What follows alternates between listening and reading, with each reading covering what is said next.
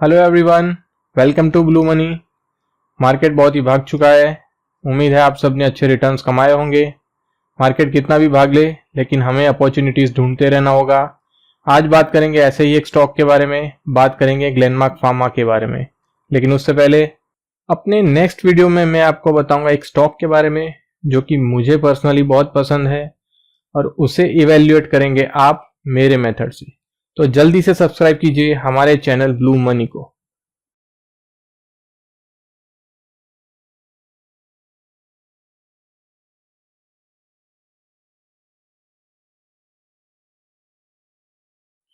तो Glenmark pharma का technical chart कुछ इस तरह से है। मैंने इसे मंथली टाइम फ्रेम पर सेट कर रखा है। स्टॉक ने 2015 में अपना हाई बनाया था 1250 के आसपास और करंटली ट्रेड कर रहा है 532 रुपए के आसपास। लेकिन कुछ भी डिसाइड करने से पहले हम नजर डाल लेते हैं कंपनी के फंडामेंटल्स पर। तो चलते हैं स्टेप 1 की तरफ। स्टेप 1 में बात करते हैं इंटरेस्ट कवरेज रेशियो की। तो इंटरेस्ट कवरेज रेशियो क्या है? कंपनी के पास इंटरेस्ट पे करने के लिए कितना कैश अवेलेबल है उसे कहते हैं इंटरेस्ट कवरेज रेशियो। यानी अगर कंपनी के पास इंटरेस्ट पे करने के लिए ऑलरेडी ज्यादा कैश अवेलेबल है, कंपनी का इंटरेस्ट कवरेज रेशियो हाई है, तो उसे कैश रिच माना जाएगा। अब इंटरेस्ट कवरेज रेशियो कितना होना चाहिए? तो 3 से लेकर 5 तक बहुत अच्छा माना जाएगा, और 5 से ऊपर हो तो काफी अच्छा है। कई बार क्या होता है कि कंपनी के सारे नंबर्स बहुत ही अच्छे होते हैं, लेकिन इंटरेस्ट कवरेज रेशियो थोड़ा 19-20 रहता है, तो हम कंफ्यूज रहते हैं कि हमें क्या करना चाहिए। तो वैसे केस में अगर इंटरेस्ट कवरेज रेशियो 3 से लेकर 5 के बीच में है तो हम उस कंपनी में इन्वेस्ट कर सकते हैं, लेकिन अगर लेस देन 3 है तो हम उस कंपनी को स्किप कर देंगे। अब यहां पर इंटरेस्ट कवरेज रेशियो दिखाया जा रहा है 4.31, तो ये हमारे लिए काफी है, यहां पर कोई प्रॉब्लम नहीं है। अब बात करें डेट टू इक्विटी की। तो डेट टू इक्विटी मतलब क्या है? डेट टू इक्विटी मतलब कंपनी अपने डेट को कितना अच्छे से मैनेज कर पा रही है, वो हमें इस नंबर से पता चलेगा। कंपनी इस नंबर को जितना लो रख सके उतना ही कंपनी के लिए अच्छा है। डेट टू इक्विटी कितना होना चाहिए? तो कोई भी ऐसा नंबर जो लेस देन 1 हो, वो डेट टू इक्विटी रेशियो के हिसाब से अच्छा माना जाएगा। यहां पर देखा जा रहा है 0.46, तो ये बहुत ही अच्छा नंबर है। तो स्टेप 1 में हमें यहां पर कोई प्रॉब्लम नजर नहीं आ रही है। चलते हैं स्टेप 2 की तरफ। स्टेप 2 में हम इसे कंपेयर करेंगे अदर कंपनीज के साथ।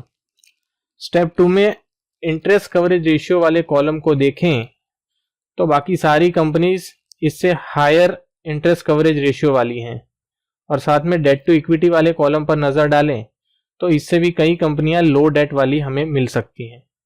तो हमें फिर से सोचना पड़ेगा कि कहां इन्वेस्ट करना है। तो अब हम नजर डालेंगे पीई के कॉलम पर। अब पीई क्या है? तो कंपनी कितनी एक्सपेंसिव है या कितनी अट्रैक्टिव है, वो हमें पीई से पता चलेगा। जितना हाई पीई उतनी कंपनी एक्सपेंसिव, और जितना लो पीई उतनी कंपनी अट्रैक्टिव है। तो यहां पर अगर हम सिर्फ एक ऑरबिंदो फार्मा को छोड़ दें, तो ऑरबिंदो फार्मा को छोड़कर बाकी सारी कंपनियों से ग्लेनमार्क फार्मा का पीई कम है, 17.52, और ऑरबिंदो फार्मा का है 16.97। तो कंपनी के वैल्यूएशंस अट्रैक्टिव है, ऐसा हम कह सकते हैं। यहाँ आपको एक क्वेश्चन हो रहा होगा कि हम ऑरबिंदो फार्मा में इन्वेस्ट क्यों नहीं कर रहे, ग्लेनमार्क फार्मा में ही क्यों करेंगे? तो अभी स्टेप 3 बाकी है। स्टेप 3 में हमें ईपीएस का ग्रोथ चेक करना होगा किस तरह से है, उसके बाद हम कुछ डिसाइड कर पाएंगे। स्टेप 3 में हम नजर डालेंगे कंपनी के ईयरली ईपीएस पर। ईपीएस क्या है? ईपीएस यानी कि अर्निंग्स पर शेयर। कंपनी का ईपीएस साल दर साल बढ़ते रहना चाहिए, अच्छे से ग्रो करना चाहिए।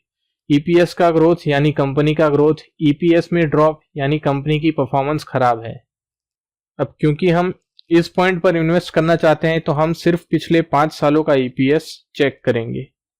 तो यहां पर अगर 2016 में देखें तो 26.33 दिखा रहा है, नेक्स्ट 39.29, नेक्स्ट 28.49, नेक्स्ट 32.78, और लेटेस्ट है 27.5।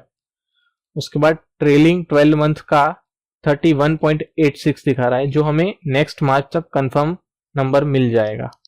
तो यहाँ पर हमें दिख रहा है कि कंपनी का ईपीएस 5 साल से मेंटेन हो रहा है, लेकिन स्टॉक पिछले 5 साल से डाउन ट्रेंड में नीचे ही आ रहा है। तो इस गिरावट को हमें अपॉर्चुनिटी की तरह ही लेना चाहिए और इसमें बिल्कुल इन्वेस्ट किया जा सकता है। बात करें इसके प्रमोटर्स होल्डिंग की, तो प्रमोटर होल्डिंग्स में हमें ज़्यादा कुछ चेंज नज़र नहीं आ रहा है। 2017 में 46.54 दिखाई दे रहा है और लेटेस्ट दिखाई दे रहा है 46.63 2020 में। एफआईआई का नंबर थोड़ा सा कम ज़रूर हुआ है और डीआईआई में भी ज़रा सा चेंज आया है, लेकिन ओवरऑल हम इस कंपनी को देखें तो बिल्कुल भी इन्वेस्ट किया जा सकता है। अब नज़र डालते हैं इसके टेक्निकल चार्ट पर। तो टेक्निकल चार्ट पर मुझे नज़र आ रहा है कि यह स्टॉक बहुत ही कम टाइम में बहुत ही अच्छे वॉल्यूम के साथ ऊपर आया है और मुझे इसके नेक्स्ट टारगेट 700 रुपये से 1000 रुपये तक के नज़र आते हैं। तो करंट लेवल से भी इसमें इन्वेस्ट किया जा सकता है और गिरावट में भी इन्वेस्ट किया जा सकता है, बाय ऑन डिप्स किया जा सकता है। I hope you like the video. तो सब्सक्राइब कीजिए हमारे चैनल ब्लू मनी को। आज के लिए बस इतना ही, तो मिलते हैं नेक्स्ट वीडियो में।